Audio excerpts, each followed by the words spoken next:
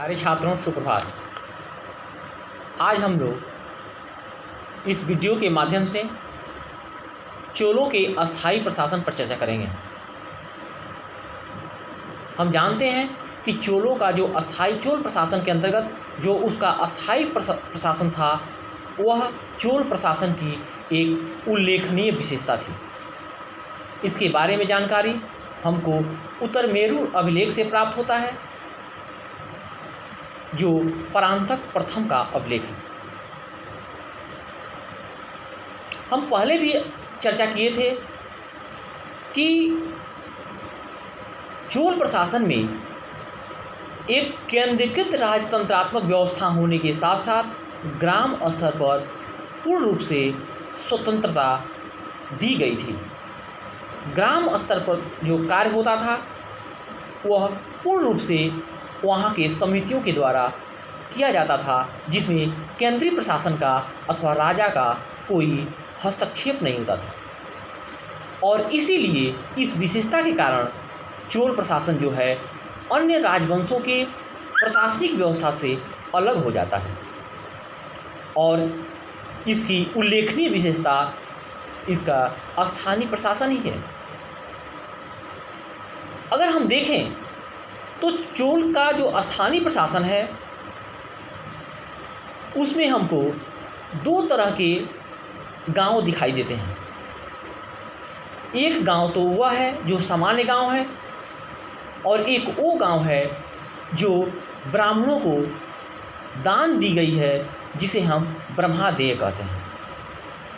निश्चित रूप से इन ग्रामों में जो स्थानीय प्रशासन है, जो स्रोतों से हमें ज्ञात होता है, वह दो संस्थाओं के माध्यम से किया जाता था। जो सामान्य प्रकार के गांव थे उसमें उर संस्था के माध्यम से कार्य करवाए जाते थे, और जो ब्रह्मादेय जो गांव होता था उसमें सभा या महासभा नामक संस्था के द्वारा कार्य करवाए जाते थे। उर सभा के बारे में जो जानकारी मिलती है वो यह है कि ऐसा लगता है कि यह सामान्य गांव की संस्था थी, जिसमें गांव के सभी लोग सम्मिलित होते थे। इनकी जो समिति थी उसको आलूंगणम कहा जाता था, और ये संस्था जो है इस आलूंगणम समिति के द्वारा ही अपना कार्य संपन्न करती थी। इसमें कितने सदस्य होते थे, इनकी नियुक्ति कैसे होती थी, इसके बारे में बहुत उल्लेख नहीं मिलता है, लेकिन इतना है कि यह उर संस्था जो है वो ग्राम्य स्तर पर बिना राज्य के हस्तक्षेप के कार्य करती थी। इसके बाद हम दूसरी संस्था के बारे में, जिसे सभा या महासभा कहा जाता है, यह संस्था उस गांव में काम करती थी जो ब्राह्मणों को दान में दे दी गई होती थी, जिसे ब्रह्मादेय कहा जाता था। यह ग्राम सभा भी अपनी समितियों के द्वारा काम करता था। एक चीज़ देखने में आता है कि कहीं कहीं हमें एक ही गांव में उर और महासभा दोनों संस्थाओं के द्वारा कार्य किए जाने के विवरण प्राप्त होते हैं। इसका मतलब यह है कि वह गांव पहले सामान्य गांव रहा होगा, जिसमें उर संस्थाएं काम कर रही होंगी। बाद में उस गांव को किसी ब्राह्मण को दान दे दिया गया होगा, या वो ब्रह्मादेय के रूप में परिवर्तित हो गया होगा, और इसलिए वहाँ महासभा नामक संस्थाएं भी काम करने लगी होंगी। इस महासभा के संदर्भ में हमको ज्ञात होता है कि महासभा जो है वह जिन समितियों के माध्यम से काम करवाती थी उसे वारियम कहा जाता था, और जब किसी विशेष उद्देश्य के लिए किसी व्यक्ति को नियुक्त किया जाता था तो उसे वारियर कहा जाता था। उत्तरमेरू अभिलेख से हमें इन समितियों के चयन के बारे में जानकारी मिलती है, जिसके लिए उन समितियों के सदस्य के लिए एक निश्चित योग्यता का, एक निश्चित अर्हता का पालन करना अनिवार्य होता था। और इस तरह से किसी गांव को पूरे 30 वार्डों में बांट दिया जाता था और जो इसके सदस्य या अर्था रखने वाले सदस्य होते थे उनकी अर्था यह होती थी कि उनका पहले आयु जो है वो 30 से 70 वर्ष के बीच होनी चाहिए था।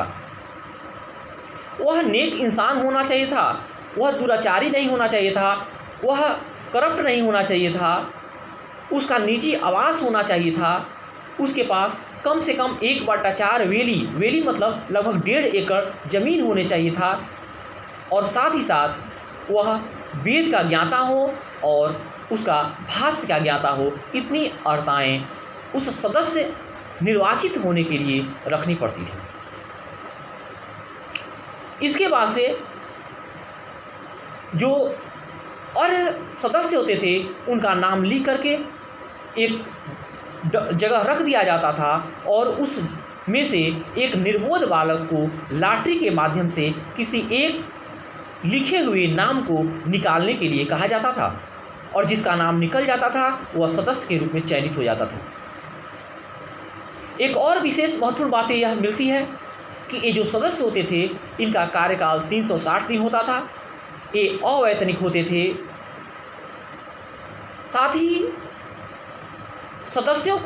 अगले सदस्यों को निर्वाचित करने में यह ध्यान रखा जाता था कि वो सदस्य पिछले 2-3 साल में सदस्य न रहा हो, यानी कम से कम मानक पूरा करने वाले सदस्यों को इस समिति में रहने का या कार्य करने का मौका मिल सके, इसका ध्यान रखा जाता था।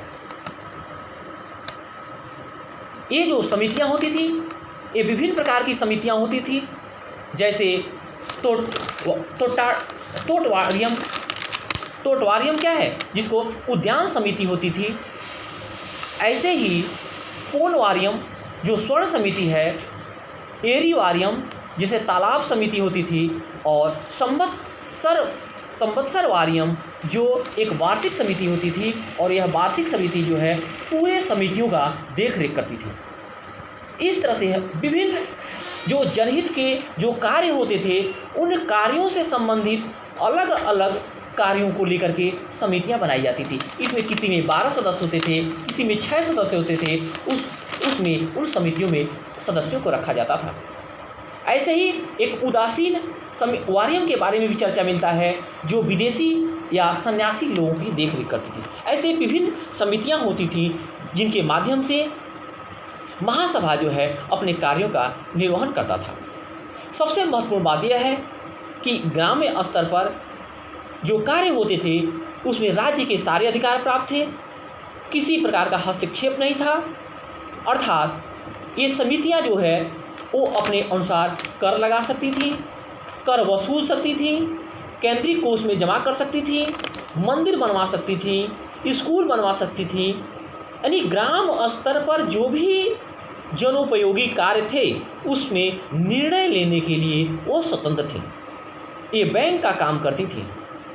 अगर गांव में कोई किसी प्रकार का झगड़ा हो जाता था, उस झगड़ा को सुलझाने में, उसको न्यायिक तरीके से निर्णय देने में भी ये समितियां स्वतंत्र होती थी।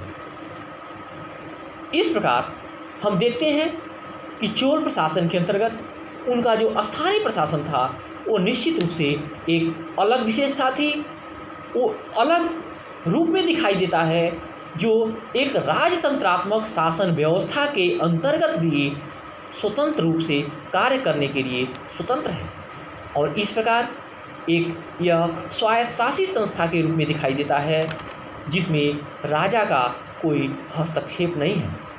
हाँ, यह जरूर है कि राजा के जो ग्राम स्तर के जो आय व्यय हैं उसका देख रेख करने के लिए केंद्र से उसकी मॉनिटरिंग करने के लिए लोग नियुक्त किए जाते थे, लेकिन इसका कोई विशेष इसमें मतलब नहीं दिखाई देता है। ये समिति स्वतंत्र रूप से लोकतांत्रिक तरीके से कार्य करती थी। निश्चित रूप से यह चोल प्रशासन की एक उल्लेखनीय और विशिष्ट व्यवस्था थी जिसके लिए भारतीय इतिहास में, दक्षिण भारत के इतिहास में चोल प्रशासन अपना अलग महत्वपूर्ण स्थान रखता है। धन्यवाद।